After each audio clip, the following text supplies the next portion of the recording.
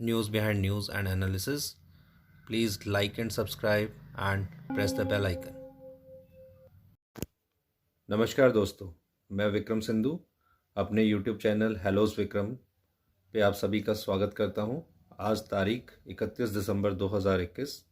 समय हो गया है आज के अखबार की समीक्षा का, तो चलिए शुरू करते हैं। दोस्तों, आज की पहली न्यूज़ है, देश में ओमिक्रॉन से पहली मौत। इस चीज़ का कोई सबूत तो देते नहीं है, ये मौत बता दी गई है, ठीक है।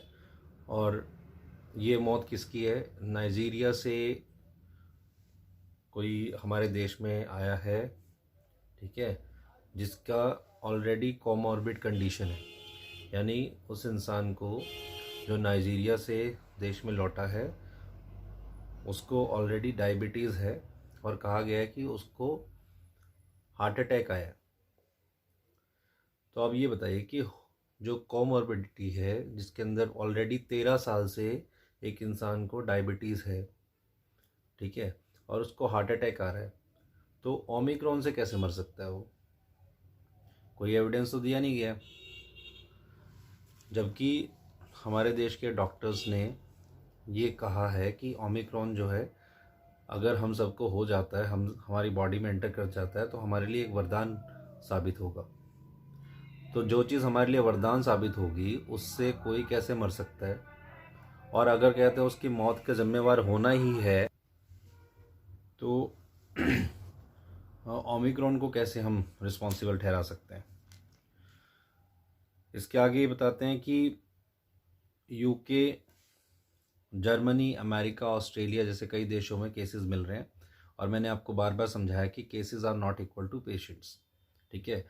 केस का मतलब क्या है? आपके पास एक फर्जी टेस्ट है RT-PCR, ठीक है, जिसको गोल्ड स्टैंडर्ड आप लोगों ने दिया हुआ है। Emergency use authorise emergency authorisation के अंडर, एमरजेंसी यूज़ के अंडर आप लोगों ने ये जो वैक्सीन है इसको अप्रूवल दे दिया। सो एमरजेंसी यूज़ के अंडर वैक्सीन को अप्रूवल है। गोल्ड स्टैंडर्ड ऐसे टेस्ट को है जो कि आप हाई साइकिल पे अगर रन करोगे तो किसी का भी टेस्ट पॉजिटिव दिखाएगा।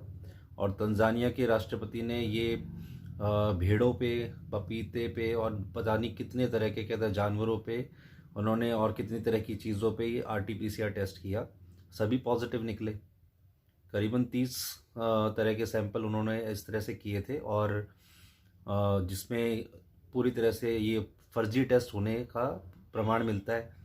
और उसके बाद उन्होंने वैक्सीन के लिए भी मना किया था, जिसके बाद उनकी हत्या करा दी गई थी, ठीक है। तो बड़े लेवल का षड्यंत्र चलाते हैं और अखबारों ने तो सरेंडर कर ही रखा है। इसमें आप देख सकते हैं कि 5 मैंने ऐसे शहरों के आगे 5G लिखा है।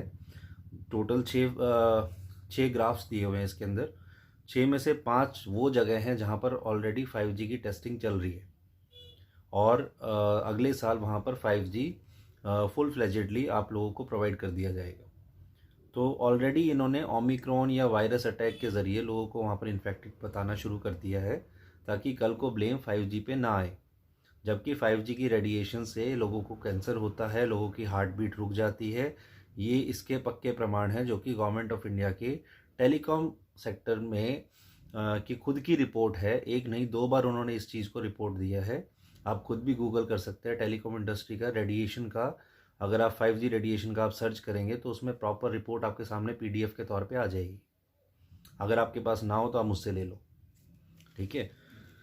इसके अलावा बिहार सरकार जो है वो भगवान से मिल के आई है। वो कहती है कि भाई तीसरी लहर तो आ गई, जबकि IIT के प्रोफेसर जो इतने विद्वान होते हैं, जिसकी हम सब इज्जत करते हैं, उन्होंने ये कहा था कि तीसरी लहर फरवरी में आने की संभावना है। ये दिसंबर में ही लाए बैठे हैं, ठीक है। जब बिहार में रैलियां थी 1 साल पहले नवंबर के समय, आपको याद होगा, तेजस्वी यादव की रैलियां होती थी, मोदी साहब की रैली होती थी, तो लाखों की संख्या में लोग आते थे, कोई मास्क नहीं, कोई सोशल डिस्टेंसिंग नहीं।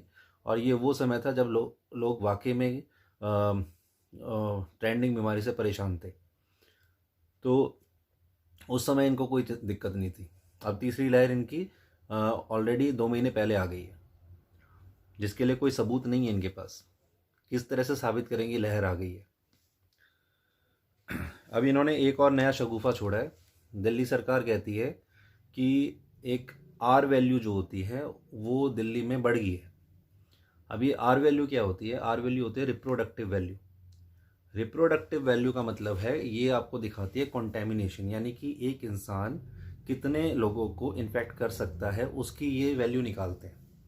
जैसे कि जो इन्फ्लुएंजा लाइक इलनेस होते हैं ILI, उससे एक इंसान जो है, जब आप छींक मारते हो, जब आप खांसते हो, तो आप आसपास के लोगों को भी संक्रमित कर सकते हो। और जो कि ये काफ़ी कॉमन चीज़ है हमारे घर में भी, यदि किसी को खांसी या जुकाम होता है, आप देखते हैं उससे घर के एक आध व्यक्ति को या पूरे घर वालों को भी हो जाता है, जो कि अपने आप ही 5-7 दिन में ठीक हो जाता है। अगर आप कोई मेडिसिन नहीं भी लेंगे तो भी ठीक हो जाएगा। लेकिन अब ये नई चीज़ लेके आए हैं, ये कहते हैं कि आर वैल्यू यानी रिप्रोडक्टिव वैल्यू, जिसको कंटेमिनेशन भी बोल सकते हैं, कि एक इंसान कितने लोगों को इन्फेक्ट कर सकता है, कहते हैं कोरोना की है वो बढ़ गई है। और बढ़ के कितनी हो गई है? 1.22। बड़ी हास्यास्पद बात है, क्योंकि ये जो वैल्यू है ये पहले से कम है। ये वैल्यू मई के महीने में 2.3 थी। यानी एक इंसान अगर कोरोना से इन्फेक्टेड है तो वो 2.3 लोगों को, यानी कि लगभग 2 से 3 लोगों को इन्फेक्ट कर सकता है।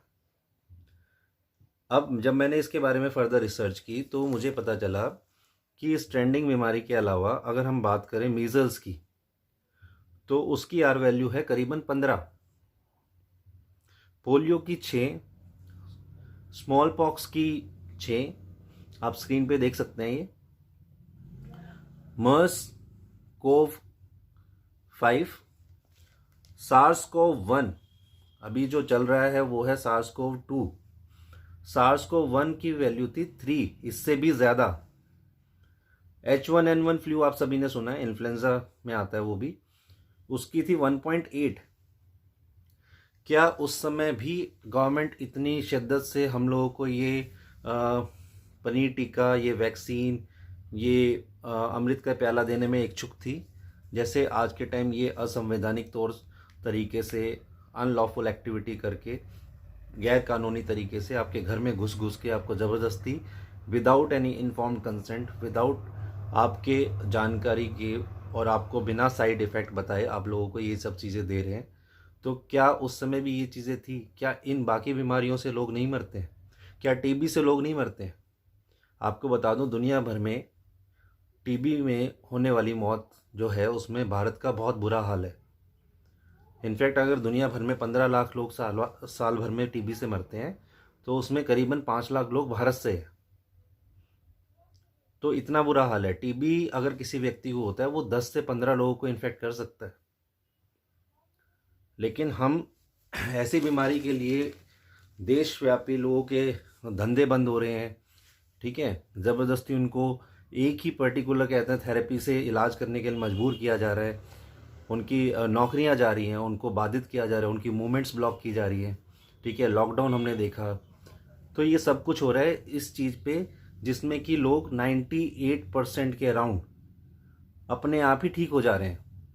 कुछ ना भी लोगे तो भी ठीक हो जाओगे, घर का नुस्खा ले लोगे तो भी ठीक हो जाओगे। उस बीमारी के लिए सारा देश जो है और हमारा जो वैक्सीनेशन पे हज़ारों करोड़ रुपए खर्च हो रहा है। तो ये आपको समझना पड़ेगा कि ये षड्यंत्र किस लेवल का है। डॉक्टर संजय राय एम्स के बहुत बड़े डॉक्टर हैं, बहुत ही जाने माने प्रसिद्ध डॉक्टर हैं, एपिडेमियोलॉजिस्ट हैं। उन्होंने ये कहा कि प्रधानमंत्री जी, मैं आपकी बहुत इज्जत करता हूँ और आप बच्चों के लिए ये जो 3 तारीख से वैक्सीनेशन शुरू कर रहे हैं ये ना करें, ये पूरी तरह से अवैज्ञानिक है, अनसाइंटिफिक है। तो क्या प्रधानमंत्री जी उनकी बात भी नहीं सुनते हैं? चलिए आगे बात करते हैं। अगली खबर हमारी है टीचर्स के लिए।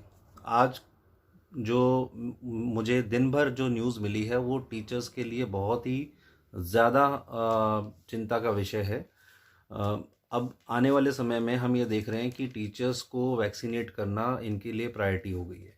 क्यों टीचर्स को वैक्सीनेट करना है? उसके साथ साथ उसके ज़रिए फिर बच्चों के अंदर ये एक बोलते हैं ना कि बच्चा अपने टीचर्स की सुनता है, ठीक है। तो वही चीज़ अब करने जा रहे हैं। ये पहले टीचर्स को लगवाएंगे और फिर टीचर को क्योंकि लग चुकी होगी तो वो एक रोल मॉडल हो जाएगा, तो फिर उससे बच्चे भी लगवाएंगे। और टीचर को ये काम दिया जाएगा कि अगर आपको अपनी नौकरी बचानी है तो आप ना केवल बच्चों को कन्विंस करो बल्कि उनके माँ बाप को भी कन्विंस करो। तो इतना बड़ा षड्यंत्र है, इसीलिए मैंने आपको कुछ समय पहले ही बता दिया है कि अब ये लॉकडाउन लगाने के मूड में नहीं है। इनका उद्देश्य अब कुछ और हो गया है। इनको पता चल गया कि लोगों को यदि घर पे बिठा दिया गया तो उनको घर पे बिठाने पे खाना भी खिलाना पड़ता है। और मीडिया में ये बात भी आती है कि भाई लोगों का काम धंधा चौपट हो जाएगा तो फिर वो पेमेंट कैसे करेंगे, फिर ये बहुत सारी चीज़ें एक साथ जुड़ने लगती है, तो सरकार की किरकिरी होती है उसमें।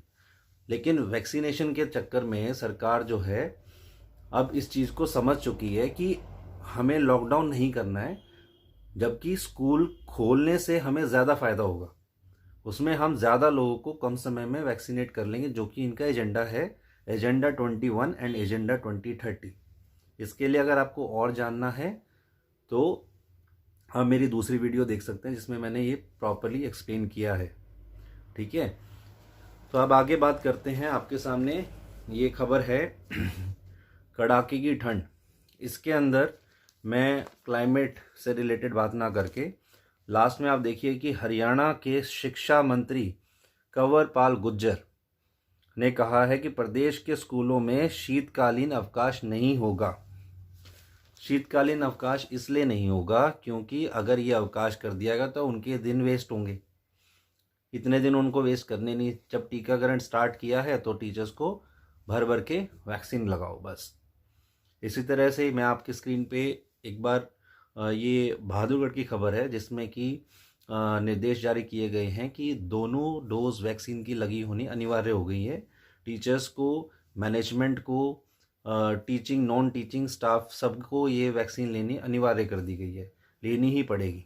अगर कोई भी टीचर विदाउट वैक्सीन पाया गया तो मैनेजमेंट भी की रिस्पॉन्सिबिलिटी की है, यानी वो स्कूल को ताला लगा देंगे अगर अगर अगर आप ये अपना संवैधानिक हक जो है एक्सरसाइज करते हैं तो। यानी कि आप अपनी ज़िंदगी बचाने का प्रयास करेंगे तो आपको अपना ब्रेड एंड बटर यानी अपनी नौकरी छोड़नी पड़ेगी, आपको नौकरी से निकलने पे मजबूर कर दिया जाएगा। तो ये मजबूरी में हमारी जान कैसे बचती है मुझे नहीं समझ में आया। लोग दारू पीते हैं, लोग गुटखा खाते हैं, लोग सिगरेट पीते हैं, सरकार को कोई चिंता नहीं। उससे क्या लोग नहीं मरते हैं? जो ट्रेंडिंग बीमारी है जिसका सक्सेस रेट, पॉजिटिविटी जो है वो रिकवरी रेट जो है वो 98% तक है और लोग अपने आप से ठीक हो जा रहे हैं, उसके अंदर सरकार भर भर के हमारे को ज़बरदस्ती, यानी हमारा कहते हैं रोज़गार सब कुछ छीन के हमें भूखे मरने की नौबत मार के, और सिर्फ उस बीमारी से बच जाए चाहे हम किसी और भी तरीके से मर जाए। किसी भी चीज़ से मरना सरकार को गवारा है, लेकिन उस इस ट्रेंडिंग बीमारी से नहीं मरने चाहिए आप लोग। तो अपनी समझ लगाइए, थोड़ा सा विवेक लगाइए इस चीज़ में। अब आपके बच्चों पे बात आ रही है, अब तो जागिए, कब जागेंगे नहीं तो। मुंबई में पुलिस वालों की छुट्टी रद्द कर दी गई है। अब इसको अगर ऊपर ऊपर से इस खबर को समझा जाए तो इसमें लगता है कि बड़ा सेफ्टी कंसर्न है। ये देखो हमारी कितनी चिंता करते हैं। मुझे देख के बड़ी हंसी आती है कि ये लोग कितना आसानी से हम लोगों को मूर्ख समझ लेते हैं। तो पुलिस वालों की जो छुट्टी रद्द की गई है वो आतंकवादी घटना को देखते हुए नहीं की गई है। आप बता दीजिए 7 साल में जो खुद इस सरकार ने हमले करवाए हैं उसको छोड़ के कौन सा ऐसा बड़ा हमला हमारे देश पे हो गया? 7 साल में हुआ क्या और अब हो जाएगा? ये तरीका है क्योंकि इनको अभी फोर्स चाहिए अपना। ये दवाई भी और कड़ाई भी, ये जो इनका स्लोगन है इसको धरातल पे लाने के लिए पुलिस से ही तो कड़ाई कराएंगे। मैंने आपको बताया मार्शल लॉ लगेगा, पुलिस के साथ साथ मिलिट्री भी सड़कों पे उतरेगी। डॉक्टर्स की जो टीम, जो आंगनवाड़ी वर्कर्स की, एएनएम की टीम आपके घर घर पहुंच के सरकारी अधिकारियों के साथ आपको जो ये यहाँ पर लगा रहे हैं ना, तो उससे आपको बचना आसान नहीं रहेगा। क्योंकि जब मैं आपको बोल रहा था कि आप पत्र लिखिए सीएम को, अपने एसएचओ को, अपने आईपीएस अधिकारियों को, ठीक है, डीसी साहब को, सबको, कलेक्टर को, सबको आप कहते हैं पत्र लिखिए, तब आप लोगों को ये चीज़ मजाक लग रही थी। अब आप देखिएगा कि आपके घर घुस घुस के आपको कैसे ये इंजेक्शन ठोकेंगे। यानी कि एक तो गुंडागर्दी की हद है। सुप्रीम कोर्ट में रिटन एफिडेविट ये सरकार देती है कि पूरी तरह से स्वैच्छिक है, टीकाकरण पूरी तरह से स्वैच्छिक है, आपकी मर्जी के खिलाफ कोई आपको छू भी नहीं सकता। जबकि आपको ज़बरदस्ती करके, कल भी मेरे पास एक वीडियो आया था जिसमें एक बुजुर्ग जो ताऊ था, उसको यहाँ पर ज़बरदस्ती, मतलब पुलिस की प्रेजेंस में, अफसर की प्रेजेंस में, वो 2 स्टार अधिकारी था, उसकी प्रेजेंस में उसको ज़बरदस्ती लगाया जा रहा था। तो आप समझिए कि किस हद तक ये लोग संविधान को और सुप्रीम कोर्ट को अवमानना करने में उनकी बिल्कुल गुरेज नहीं कर रहे हैं। ठीक है, हाई कोर्ट ऑफ मुंबई जो है, बॉम्बे हाई कोर्ट, उसमें रिटर्न एफिडेविट में यही बात की गई। गुवाहाटी हाई कोर्ट में इनकी धज्जियां उड़ी हैं। ठीक है, और देखो धरातल पे ये कितना असंवैधानिक काम कर रहे हैं। तो आपको लड़ना पड़ेगा। मैंने बार बार बोला है कि फ्रीडम इज नॉट फ्री। कल एक खबर आई थी, WHO की चीफ साइंटिस्ट हैं सौम्या स्वामीनाथन, उनको एक लीगल नोटिस तो ऑलरेडी अवेकन इंडिया मूवमेंट की तरफ से जा चुका है, जिसके बाद उन्होंने अपना ट्वीट जो उन्होंने किया था आइवरमेक्टिन ना देने के लिए, गोवा सरकार को उन्होंने रिकमेंडेशन जो है वो गोवा सरकार की रिकमेंडेशन थी कि आइवरमेक्टिन वो डिस्ट्रीब्यूट करने जा रहे थे, जो कि काफ़ी असरदार इलाज था ट्रेंडिंग बीमारी के खिलाफ। तो उन्होंने उसके लिए कहा था कि ये नहीं करना चाहिए। और जब अवेकन इंडिया मूवमेंट ने उनको लीगल नोटिस दिया तो उन्होंने वो जो अपना ट्वीट था वो नेक्स्ट डे उन्होंने डिलीट भी कर लिया था। ठीक है, तो उन्होंने ये WHO के पपेट यहाँ पर हमारे देश में बिठाई हुई हैं। ठीक है, तो इनकी किसी बात पे आपको यकीन नहीं करना चाहिए, मेरी ये सलाह है। तो इन्होंने क्या किया, कल ये बड़ी चालाकी से सलाह क्या दे रहे हैं अब कि RT-PCR जो है वो किसी काम का नहीं है, लॉकडाउन किसी काम का नहीं है। तो लोगों के रोजगार क्यों खाए, लोगों की जिंदगियां क्यों नष्ट की, उनको भूखे मरने पे क्यों मजबूर किया, और क्यों उनको सुसाइड करने पे मजबूर क्यों किया। ठीक है, जब लोगों के रोजगार जाते हैं तो उनको कैसा फील होता है आपको क्या पता। ये सौम्या स्वामीनाथन जी के लिए मैं कह रहा हूँ, उनको क्या पता ये चीज़। ठीक है, तब तो लॉकडाउन के आपने खिलाफ एक शब्द नहीं कहा। आज आपको लॉकडाउन इतना बुरा लग रहा है, क्यों? आपको पता है लॉकडाउन होगा तो आप ये वैक्सीनेशन वाला जो आपका जो टारगेट है वो कैसे पूरा करवाएंगे। ठीक है ना, जब लोगों की मूवमेंट रिस्ट्रिक्ट होगी, लोगों की आज़ादी को आप रोकेंगे, ठीक है, और उसमें भेदभाव करेंगे कि अच्छा आपने ले लिया तो आप हमारे लिए बहुत ही अच्छे हैं, बहुत ही आप सुरक्षित हैं, तो आप जाइए। जो नहीं लिया, अच्छा आपने क्यों नहीं लिया है, उससे 10 सवाल करेंगे। ठीक है, जिस कंपनी में जिस जगह वो नौकरी करता है, उस ऑफिस में जब उसका तिरस्कार होगा, जब उसको आने नहीं दिया जाएगा, उसकी सैलरी नहीं दी जाएगी, तो आपको परेशानी हो रही है। क्योंकि अब तो जो सरकारी नौकरी पे थे उनको घर बिठा के भी तनख्वाह देनी पड़ रही थी। तो सीधा तरीका है कि लॉकडाउन मत करो और इनको मजबूर करो कि ये वैक्सीनेशन ले। जब वैक्सीन नहीं लेंगे तो घर बैठो, उसकी आपको तनख्वाह भी नहीं मिलेगी। तो ये बढ़िया तरीका निकाला आपने। ठीक है, तो इस न्यूज़ में आपकी जो स्क्रीन पे है, अगर आप देखें तो इसमें क्या लिखते हैं ये, फ्रांस में 2 लाख केस प्रतिदिन आने के कारण अब नेगेटिव RT-PCR रिपोर्ट नहीं, वैक्सीन की दोनों डोज के बाद मिलने वाले ग्रीन पास से ही सार्वजनिक स्थानों पर जाने की अनुमति होगी। क्यों भैया, आपका तो गोल्ड स्टैंडर्ड टेस्ट था RT-PCR, अब क्या हो गया? अब आपके RT-PCR के अंदर ऐसी क्या प्रॉब्लम आ गई कि अब आपको उस पर भी भरोसा नहीं रहा? एक्चुअल में ये जान गए हैं कि RT-PCR टेस्ट जो है वो भी एक तरह का लूप होल है, जिसका फ़ायदा उठा के लोग जो हैं वैक्सीनेशन से बच सकते हैं। तो इनके टारगेट पूरे नहीं होंगे। जो इनके बिल गेट्स अंकल ने इनको बोल रखा है कि आप सभी पपेट्स को ये टारगेट पूरा करना है, तो उसके लिए इनको ये चीज़ें रोकनी पड़ेंगी। ठीक है, फिर ये अक्षय कुमार ने होम कोरोना टेस्टिंग की एक किट पॉपुलर की थी। इसी तरह की एक किट अमेरिका में भी पॉपुलर हुई, होम कोरोना टेस्ट किट बोलते हैं उसको। और बाइडन जी ने 50 करोड़ लोगों को मुफ्त भी बांटी है। ठीक है, अब उसके रिजल्ट आए हैं गलत। उसके रिजल्ट गलत आ रहे हैं। तो ये कह रहे हैं कि वो जो टेस्ट किट है वो गलत नतीजे दिखाती है और उसकी सटीकता पे सवाल आ रहे हैं। यानी कि जो ये टेस्ट किट इन्होंने अभी बनाई, उसकी जो कि पूरी रिसर्च करने का इनको टाइम मिला, ठीक है, उसके रिजल्ट्स गलत हैं, ठीक है। और जिसको गोल्ड स्टैंडर्ड इन्होंने बोला कि जल्दबाजी में हमने कर ली, गोल्ड स्टैंडर्ड है, इमरजेंसी यूज ऑथराइजेशन के अंडर है, एटसेट्रा एटसेट्रा, तो वो 1.5 साल से तो बिल्कुल सही थी, अभी जनवरी से वो खराब हो गई, जब सारी दुनिया ये बोल रही, ठीक है। कोर्ट में जज ने ये कह दिया कि ये सबसे बोगस टेस्ट है, इसके ऊपर बिल्कुल विश्वास नहीं करना चाहिए। तंजानिया के राष्ट्रपति ने ये बोल दिया कि ये बकवास टेस्ट है, ये तो पपीते को भी कोरोना पॉजिटिव दिखाता है। उस टाइम इनको कोई परेशानी नहीं थी, उस टाइम तो बिल्कुल मतलब सब गोल्ड स्टैंडर्ड दिया गया इसको, गोल्ड स्टैंडर्ड। आज परेशानी है, परेशानी इनके यहाँ पर है, आरटीपीसीआर में नहीं है, क्योंकि जो जिसने वो बनाई थी कैरी मॉलिस, उसको इन्होंने उसको भी कर दिया काम, फरवरी 2020 में हो गया उसका भी। लेकिन वो कहता रह गया कि मैंने ये जो किट है ये रिसर्च पर्पस के लिए बनाई है, इसको डायग्नोस्टिक के लिए नहीं यूज़ किया जा सकता, किसी भी तरह के टेस्ट के लिए नहीं बनाई गई है। लेकिन इस चीज़ पे कोई भी सौम्या स्वामीनाथन जी का इस चीज़ पे कोई बयान नहीं आया। तो आप सो रहे थे मैम उस समय, आपको नहीं पता। जब एक आम नागरिक होने के नाते मुझे ये इन्फॉर्मेशन है, तो आप WHO के चीफ साइंटिस्ट हो, जो कि हमारी कंट्री में रिप्रेजेंटेटिव हो WHO के, तो आपके पास ये इन्फॉर्मेशन क्यों नहीं है मैम?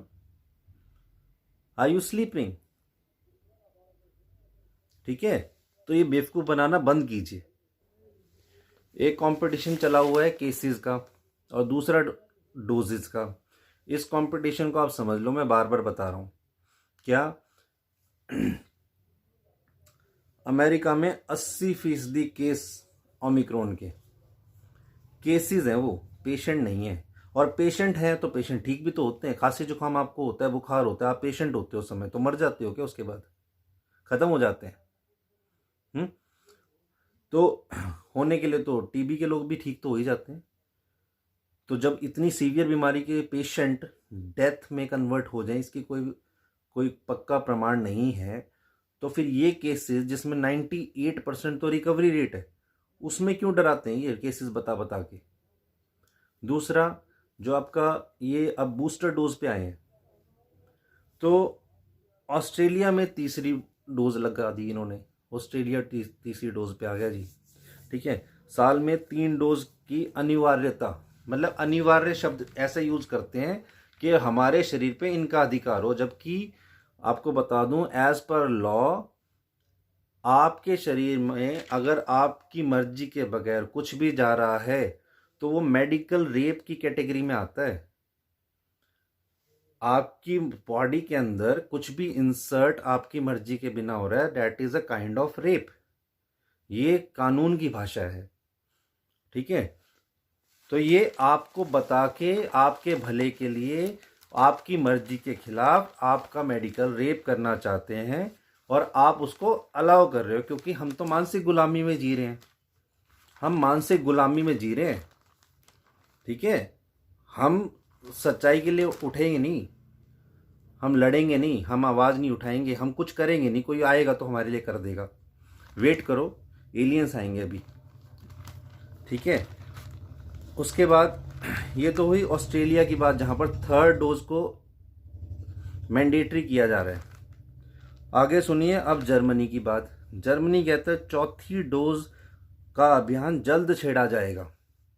जर्मनी 4थी पे पहुंच गया, इजराइल 4थी पे पहुंच गया, ऑस्ट्रेलिया 3री पे पहुंच गया, भारत 2री के लिए जबरदस्ती कर रहा है, ठीक है।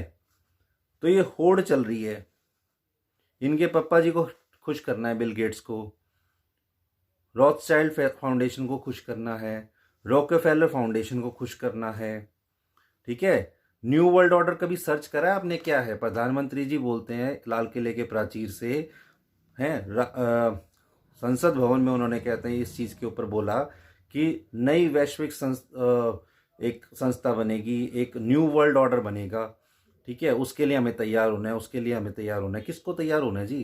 किसने मांगा है?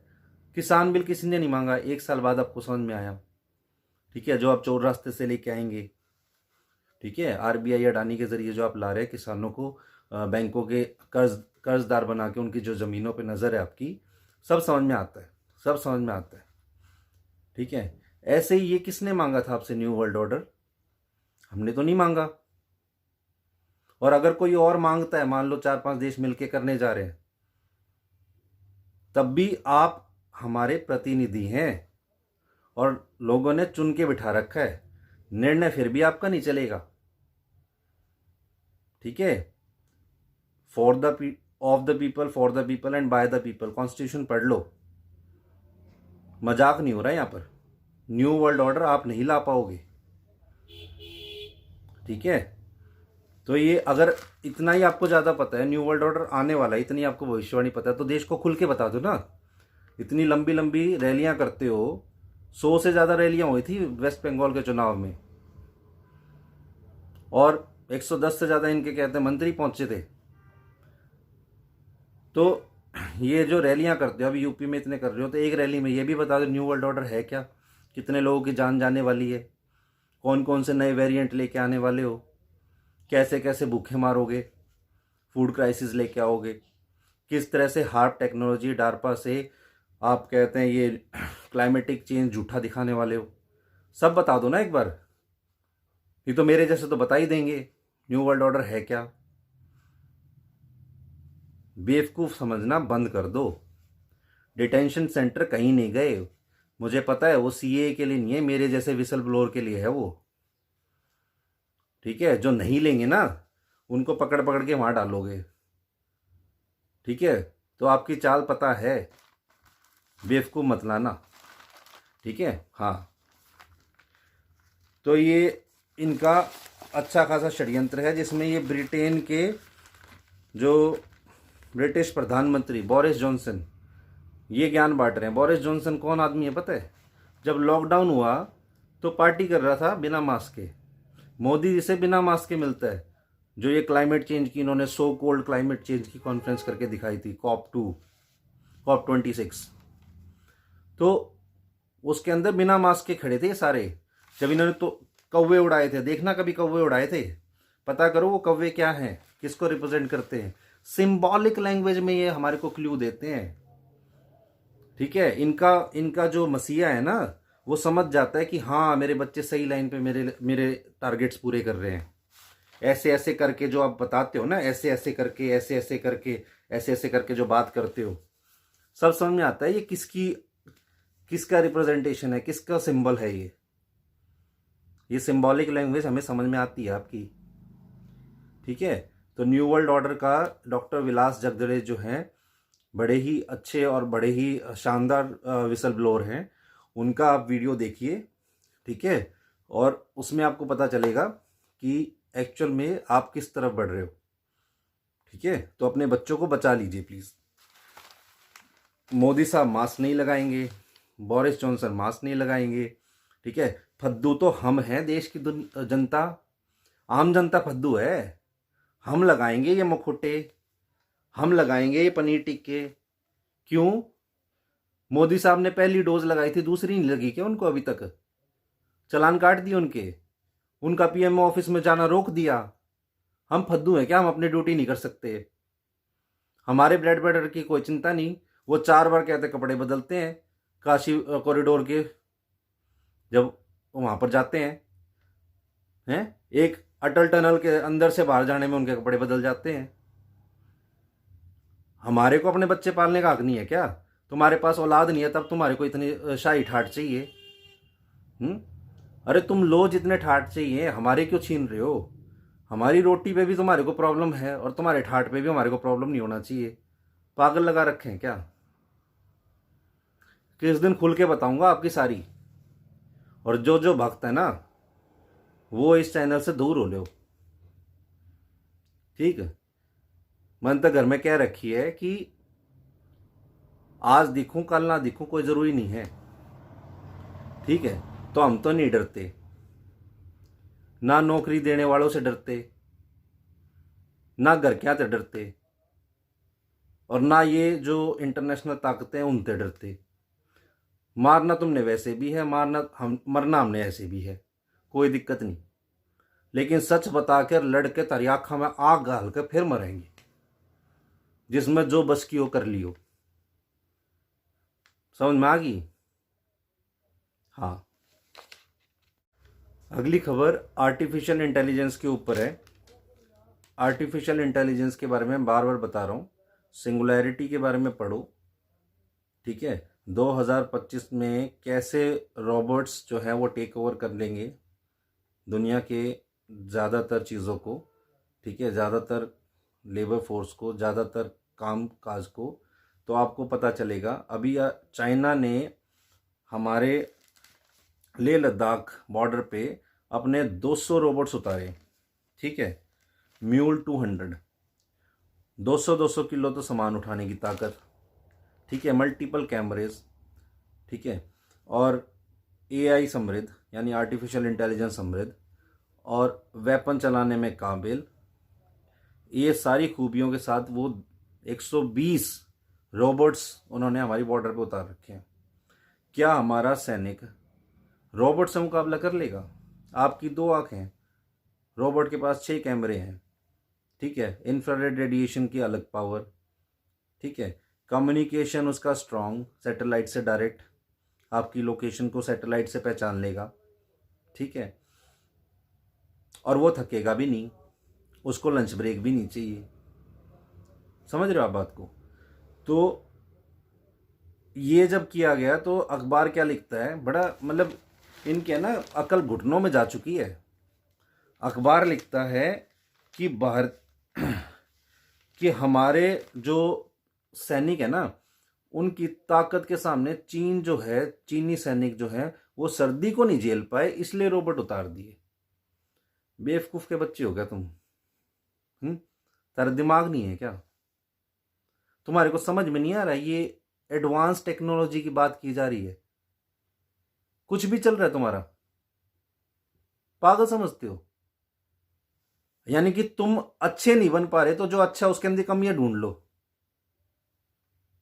अपने आप को एडवांस करो ना। ये वाहियात की बात कहां से पकड़ के ले आते हो? मतलब कुतर्क करने तुमने, तर्क तो थारे दो है नहीं। तो दोस्तों आज के लिए बस इतना ही। आप लोगों से फिर से यही गुजारिश है, कृपया इस चीज़ का ध्यान रखें, freedom is not free, you have to fight for your rights. आपके कॉन्स्टिट्यूशनल राइट्स, आपके संवैधानिक अधिकार आपके पास हैं। आप अभी के लिए ये कर सकते हैं कि अपने नज़दीकी एसएचओ के पास एक रिटर्न एप्लीकेशन दें कि मेरे घर में अगर कोई भी इस तरह से ज़बरदस्ती टीकाकरण करने के लिए आता है जो कि पूरी तरह से स्वैच्छिक है, तो मुझे ये कानूनन राइट है। आपको आर्टिकल 96, 97, 98, 99 के अंतर्गत ये राइट मिलता है कि अपना सेल्फ डिफेंस के लिए आप किसी को मार भी सकते हैं। तो आप रिटर्न एप्लीकेशन एसएचओ को बोल दें कि ऐसी कोई सिचुएशन होती है तो मेरे को आपसे संरक्षण मिले, और ऐसी सिचुएशन के लिए मैं आप लोगों को पहले ही आपसे प्रार्थी हूँ कि आप मेरी रक्षा करेंगे और मुझे किसी भी तरह की प्रताड़ना से बचाएंगे। अगर एसएचओ इस चीज़ को नहीं अंडरस्टैंड करते हैं तो आप नज़दीकी सुपरिटेंडेंट ऑफ पुलिस पे जाइए, और वो भी अगर आपकी बात को नहीं सुनते हैं तो आप सीधे कोर्ट में जाके जज साहब के सामने पेश हो सकते हैं। वो आपके संवैधानिक अधिकारों को के हनन करने से बचाने के लिए ही वहाँ बैठे हैं, और आपको सरकारी वकील भी देंगे। अगर आपको सरकारी वकील मिल जाता है और वो आपकी बातों से वास्ता नहीं रखता है और आपके लिए सीरियस नहीं है, और उसकी अंडरस्टैंडिंग आपको लगता है कि कमज़ोर है आपका केस लड़ने के लिए, तो आप जज साहब से ये बोल सकते हैं कि आपको एक बेहतर वकील दें, क्योंकि वो वकील सरकारी तनख्वाह पे है जो आपके टैक्स के पैसों से ही अपना घर चलाता है। तो आपको अच्छा वकील पाना ये आपका अधिकार क्षेत्र में ही आता है। तो अपने अधिकारों की लड़ाई लड़िए और कृपया इस पनीर टीके से बचिए और अपने परिवार को, अपने बच्चों को बचाइए। धन्यवाद।